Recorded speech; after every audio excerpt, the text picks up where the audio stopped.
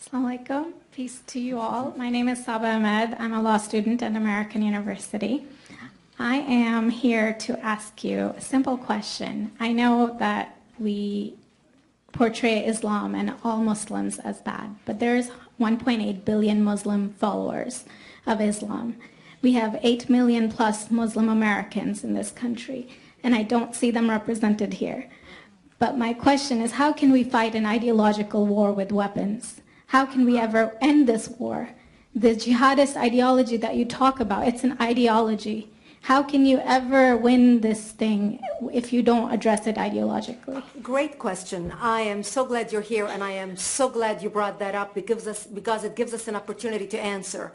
What I find so amazing is since the beginning of this panel, which we are here about Benghazi attack against our people, not one person mentioned Muslims. We are here against Islam, or we're launching war against Muslims. We are here to discuss how 4 Americans died and what our government is doing. We were not here to bash Muslims. You were the one who brought up the issue about most Muslims, not us. And since you brought it up, allow me to elaborate with my answer. There are 1.2 billion Muslims in the world today. Of course, not all of them are radicals. The majority of them are peaceful people. The radicals are estimated to be between 15 to 25% according to all intelligence services around the world. That leaves 75% of them peaceful people.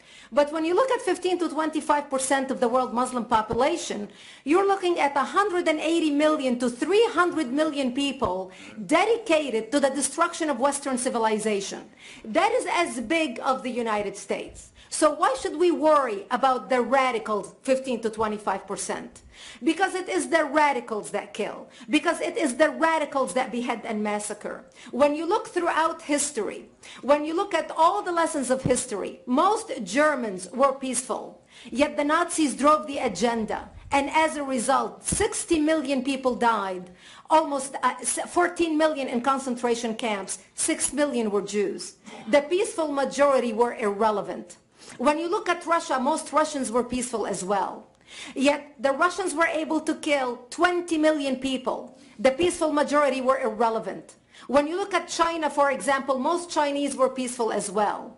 Yet the Chinese were able to kill 70 million people. The peaceful majority were irrelevant. When you look at Japan prior to World War II, most Japanese were peaceful as well. Yet Japan was able to butcher its way across Southeast Asia, killing 12 million people, mostly killed with bayonets and shovels. The peaceful majority were irrelevant.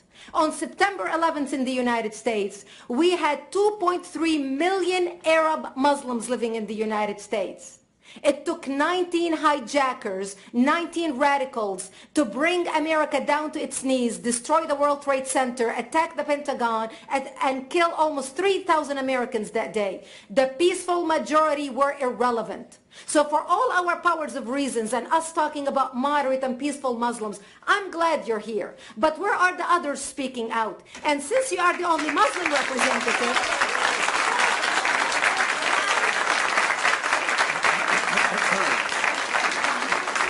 applause till the end.